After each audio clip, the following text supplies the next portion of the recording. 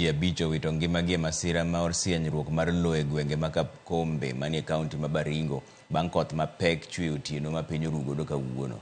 Chenro mag reso ji osebedo ka dhi nyime ka jodak mamoko to pok ofwenyore kuma nitiere. Kaka jafwambo marwa Cynthia Onyango lero, udi, jamni kod puothe bende oulo ywero. Jodak e gwenge ma Kapkombe kod Kasisit ne ochiwo kod rumbi mar lit bang' ji abich mawuok e anyuola adek wito ngimagi kaluwore kod sienyruok mar lowo. Kaluwore kod jodak, koth mapek mane ochako chwe otieno e kar saa 3 ema ne okelo masira ma kamano. Nimepoteza mama, nimepoteza kijana mdogo, nimepoteza kijana ya katikati ya form 1.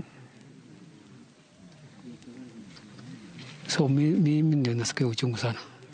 Ile sijawahi kuona hata siku nyingine. Nyama chafu kabisa. Kwa sababu hii imetokea, amechukua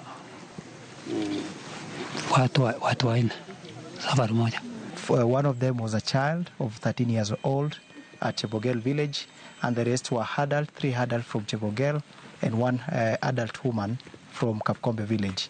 Jodak koro kwano lal mathoth manengo ne poko yangore bang' oula mar chuodho ywero udi, jamni kaachiel kod puothegi. This landslide has led definitely to the water increase in Lake Baringo, which will result in displacement of the communities living around our lakes in that area.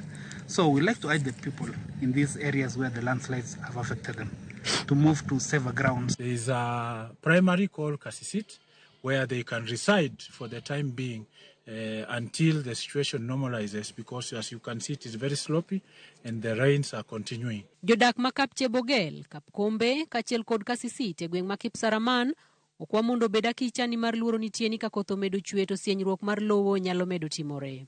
Cynthia Onyango, Ramogi TV.